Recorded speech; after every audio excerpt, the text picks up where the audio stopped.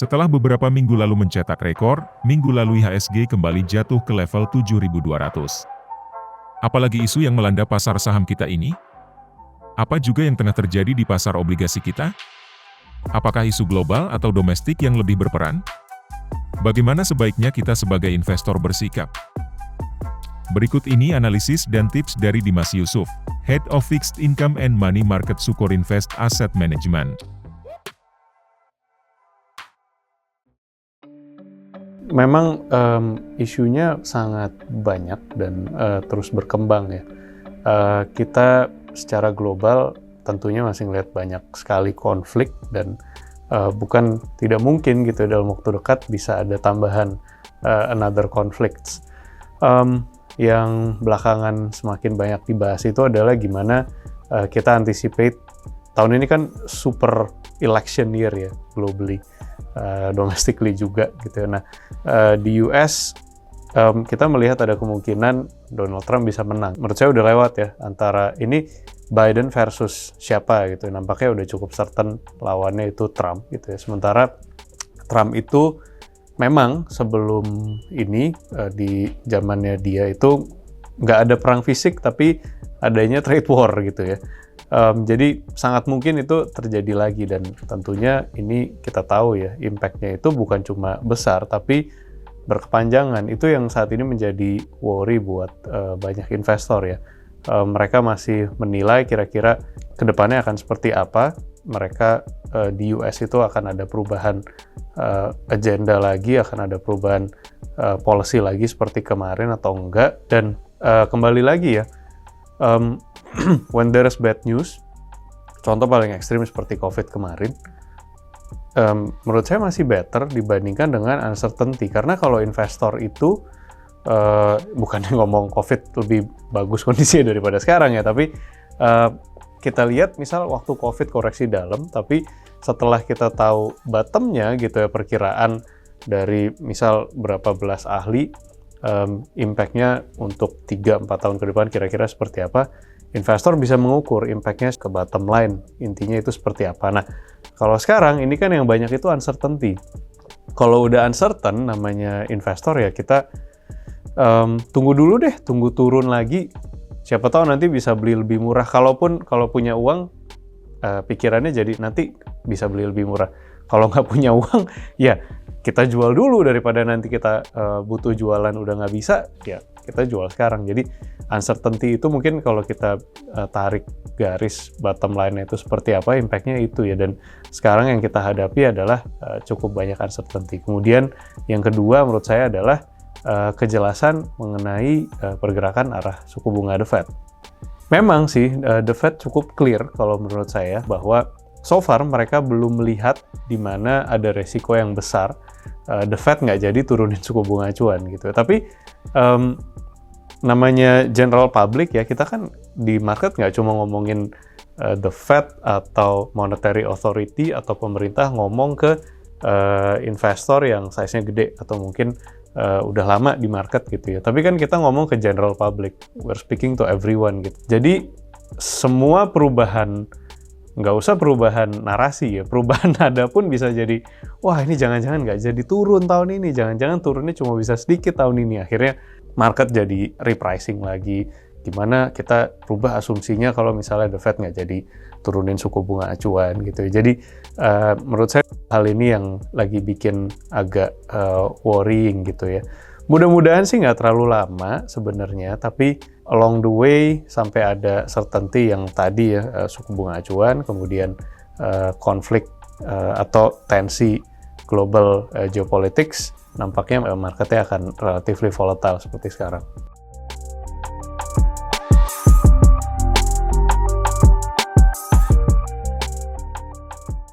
Sebenarnya mungkin kalau untuk domestik, kita tidak ada resiko. Misal, kalau kita ngomongin paling mudah resesi gitu ya. Recession risk kita di Indonesia masih sangat-sangat rendah sekali sih. Karena contoh aja, mungkin kita resesi itu dalam berapa puluh tahun terakhir dari sejak mungkin tahun 70-80 ya cuma tahun 98 sama waktu COVID gitu ya. Not even 2008 global financial crisis kita kena resesi. Jadi sebenarnya untuk domestik kita tidak ada resiko yang berlebihan gitu ya. Thankfully memang kalau kita lihat trade activity kita sangat terkait dengan China, cukup terkait dengan Europe, dengan US dan lain-lain. Mereka lagi slow down, tentunya ada impact. Tapi kita perlu breakdown GDP kita tentunya yang masih very heavy di consumption. Consumption kita still okay gitu ya. Saya nggak mau bilang very strong, nggak. Still okay, ada pelemahan di beberapa lapisan masyarakat, tapi overall-nya masih cukup growing gitu ya. Jadi itu yang istilahnya motor atau penggerak dari ekonomi kita sebenarnya, itu masih tumbuh cukup kuat.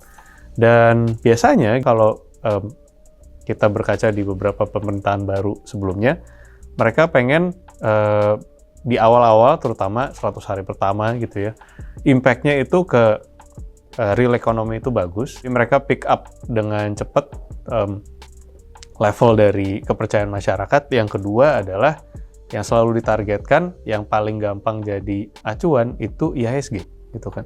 IHSG itu kita bisa lihat di zamannya Pak SBY sama Pak Jokowi. Walaupun lagi ada global financial crisis atau ada Jokowi itu naik nggak lama setelah taper tantrum gitu, marketnya tetap aja naik. Rupiah kalau saya nggak salah waktu zaman SBY itu stabil, malah kalau nggak salah menguat. Jadi IHSG-nya menguat cukup normal. Tapi zaman awal Jokowi itu rupiahnya melemah tajam, tapi IHSG-nya masih menguat. Karena mungkin tadi ya, salah satu indikator yang paling mudah, apakah ini pemerintahan baru berhasil atau enggak, ya tentu yang dilihat marketnya seperti apa gitu kan.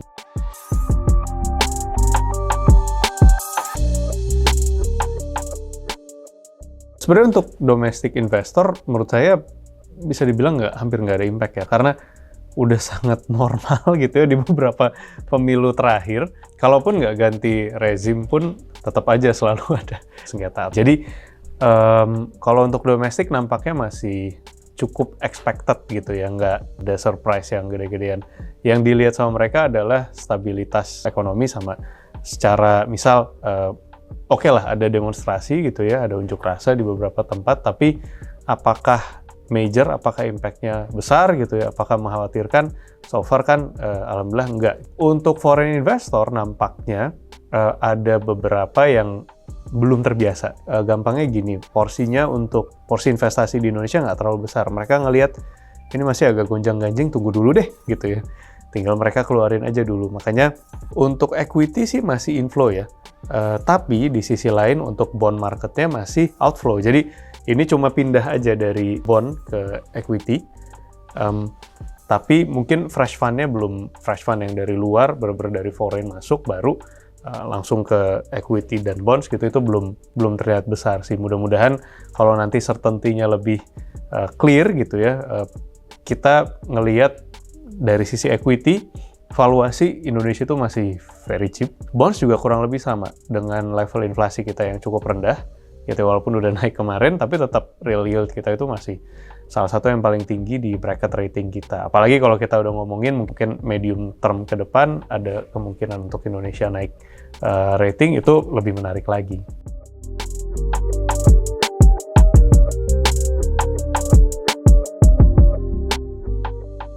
Walaupun saya di fixed income gitu ya, tapi I have to be honest bahwa tahun ini fixed income agak menarik gitu ya, masih cukup menarik. Upside potential masih ada, anyway ada kupon juga gitu ya selama kita jalan, selama kita investing. Tapi di sisi lain, equity market kita itu too interesting to ignore. Sehingga baik untuk foreign investor ya, kita lagi tunggu certainty aja. Mereka lagi tunggu kondisi domestik kita lebih stabil, lebih nggak ada masalah lah. Dan juga secara global, paling nggak udah ada certainty yang lebih baik dari kondisi sekarang gitu ya. Nggak perlu, menurut saya sih nggak perlu semua konflik selesai gitu ya, semua perang selesai. Tapi lebih perlu contoh waktu awal-awal Russia invade ke Ukraine gitu ya, lama-kelamaan investor bisa lihat oke, ini downside-nya kira-kira seperti ini. Semua itu kita hitung gitu ya, sebagai investor kita hitung supply-nya gas dari Ukraine itu sebesar apa, penggantinya dari mana dan lain-lain. oke, downside-nya ada di sini, kira-kira bottom-nya ada di sini. Jadi menurut saya secara global nggak perlu kelihatan oke, semua masalah clear gitu ya. Anyway, kalau kita runut sampai tahun, nggak tahu ya, mungkin First World War pun selalu ada aja konflik di 1-2 titik di dunia. Jadi memang nggak perlu semuanya beres dulu. Yang penting lebih ada certainty, investor bisa hitung, risk-nya mungkin kira-kira bottom point-nya ada di sini. It's okay lah, it's a risk that we're willing to take. Equity market kita terutama itu bisa pick up dari level sekarang. Karena balik lagi, valuasinya udah murah banget gitu ya.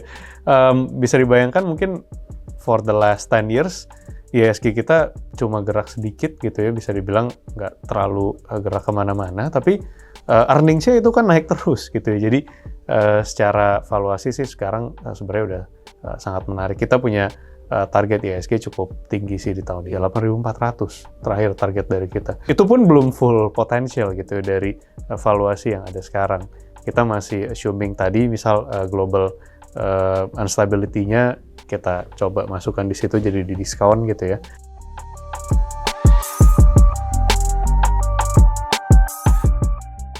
Bond market itu sekarang lagi paling tunggu, jujur aja, Menteri Keuangan. Next finance ministernya itu siapa gitu. Cukup comforting ada dua hal ya. Satu, Bu Menteri Keuangan, Bu Sri Mulyani ngomong bahwa beliau udah janji gitu ya ke lembaga rating kredit secara global bahwa siapapun Menteri Keuangannya, APBN akan tetap prudent. Gak lama setelah itu, saya ingat di salah satu acara, Presiden-elect bicara bahwa APBN akan tetap prudent.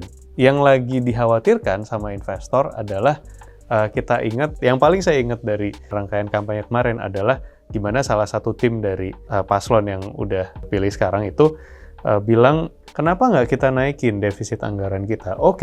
Memang di bracket rating sovereign di atas kita pun ada beberapa negara yang defisit anggarannya itu di atas Indonesia, 2 kali lipat bahkan atau beberapa kali lipat. Tapi market sekali lagi butuh certainty gitu kan. Waktu Pak Prabowo ngomong bahwa APBN akan tetap prudent, belum dikatakan kira-kira defisitnya akan seperti apa, akan sebesar apa, di finance dari mana. Kemudian sekarang juga ada rencana untuk merubah sistem perpajakan atau sistem penerimaan negara kita.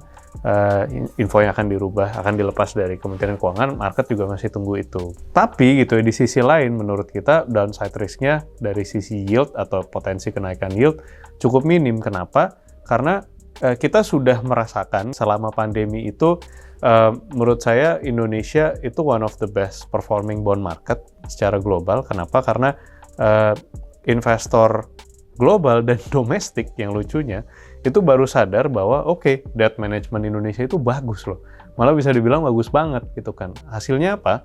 Paling gampang bottom line-nya adalah spread antara Indonesia sama US yield itu turun. Kita udah terbiasa sekali waktu itu dengan spread 5%, 500 basis points.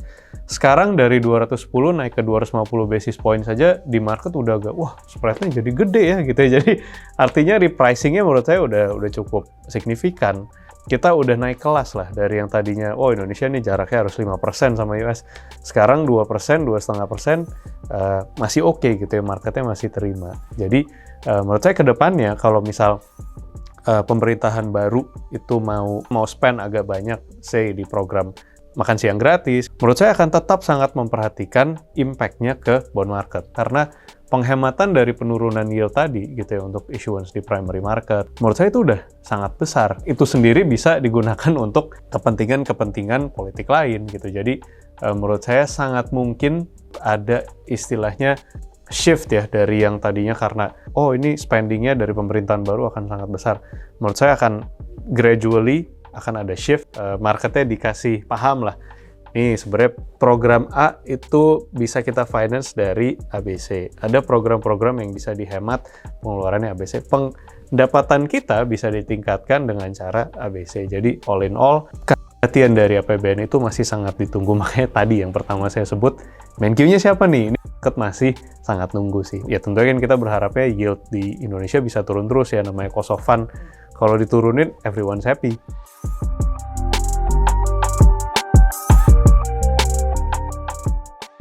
ini ya, sebenarnya kalau kita lihat buat investor sekarang itu oke, uncertainty memang agak banyak gitu ya. Tapi kalau kita bandingin misal tahun 2020, 2021, 2022, apakah lebih ngeri gitu ya? Itu terutama 2020 awal lah. Kita ngobrolin itu basisnya kita coba cari-cari paper di early 1900 Spanish flu itu impact-nya seperti apa gitu kan. Nggak ada dasarnya gitu, nggak ada perbandingannya sama sekali. Saat ini oke, uncertainty masih ada, tapi di sisi lain kita bisa lihat secara valuasi itu masih sangat murah di banyak sektor, di banyak saham gitu ya. Di bond market juga downside risk-nya nggak terlalu gede gitu kan. Jadi mungkin buat investor kita pesannya adalah to stay invested anyway. Udah bisa dicek sendiri lah, banyak sekali teori di mana kalau kita decide untuk lagi takut tarik dulu uangnya, tiba-tiba marketnya rally, kita nggak kejar. Bisa dicek ya, misal miss one or two best days over the span of 3 years, kita bisa kehilangan potensi return berapa gitu. Dan kalau memang horizon investasi yang cukup panjang dan investor punya profile risk yang cukup tinggi gitu, saat ini saham itu sebenarnya punya potensi yang sangat besar sih. Mungkin untuk balancingnya di porsi obligasi, fixed income, dan money market tetap ada gitu ya, jangan totally zero juga, karena ini kan bagian dari risk management gitu ya. Tapi mungkin kalau yang tadinya 50-50 bisa sahamnya ditingkatin ke 60-70, fixed income-nya bisa dikurangin, fixed income and money market-nya bisa dikurangin.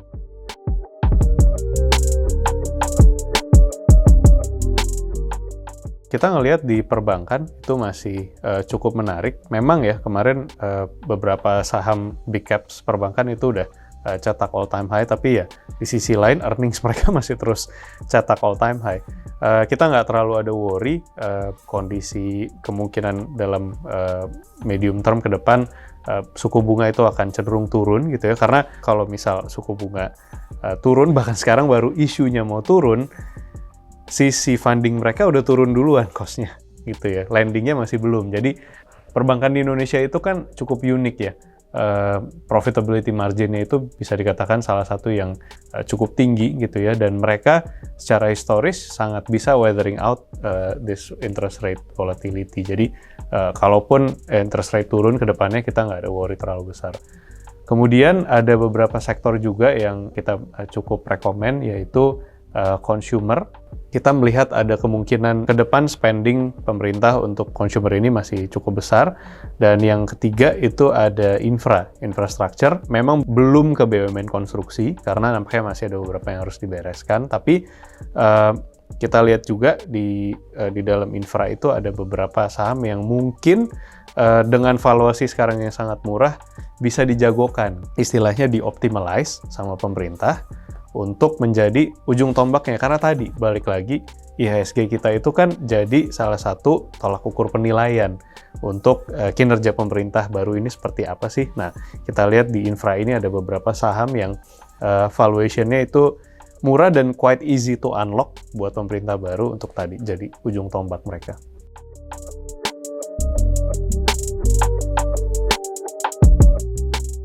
Kalau kita bicara di government bonds, kita lihat pertama paling menarik masih di tenor pendek. Simple aja, kita bicara historical spread yield antara yang tenor pendek, kita bicara 2 tahun misalnya, dengan 10 tahun, misal medium term, itu masih sangat-sangat kecil. Jaraknya itu sekarang cuma sekitar 20-30 basis, 0,2-0,3%, padahal historical average-nya itu di atas 1%. Jadi kita melihat ya sebagai institutional investor, kita selalu mikirin downside risk gitu ya. Kita lihat downside risk-nya udah sangat minim untuk yang di tenor pendek. Di sisi lain, biasa kan yield di tenor pendek itu atau overall investing di tenor pendek itu cuma untuk risk management gitu ya, downside risk management. Kita lihat dengan potensi kenaikan spread antara tenor pendek dan panjang ini, jadinya ada upside di tenor pendek tadi. Kemudian mungkin kalau di tenor sampai 15 tahun kita lihat potensinya udah cukup menarik di level sekarang gitu ya. Tapi untuk 15 tahun ke atas nampaknya masih tunggu spreadnya dengan yang 10 tahun itu lebih besar dari level sekarang. Kemudian untuk corporate bonds, nomor satu harus perhatikan credit risk dari tiap perusahaan, dan terkadang gitu ya, terkadang ada aja perusahaan yang walaupun sektornya lagi sangat diuntungkan, tapi company-nya ya jujur aja agak bandel gitu misalnya, mereka jadinya tetap masalah. Dan sebaliknya, company di sektornya lagi berat kondisinya, tapi mereka itu sangat memperhatikan credit risk, mereka sangat menjaga reputation mereka, jadinya malah company-nya lebih aman gitu. Nah, tapi mungkin sektor yang menarik dilihat adalah pertambangan, karena di corporate bond market, emiten-emiten dari sektor pertambangan itu lagi cukup banyak isu gitu ya, lebih banyak dari biasanya. Nah, banyak yang worry, commodities lagi turun harganya. Let's say coal yang lagi paling banyak isu. Tapi sebenarnya kalau kita hitung, coal itu turunnya nggak terlalu banyak. Mungkin dibandingkan sama cash cost mereka masih cukup tinggi gitu. Jadi sebenarnya masih cukup profitable. Sementara kalau untuk di bond market, sebenarnya kan kita nggak terlalu perlu memperhatikan, wah, harga coal turun banyak, jadinya dia nggak profitable. Loh kan kita yang penting mereka bisa penuhin kewajiban. Jadi mungkin bisa lebih diperhatikan gitu ya, bisa lebih dinilai dengan hati-hati sesuai dengan kebutuhan di bond market.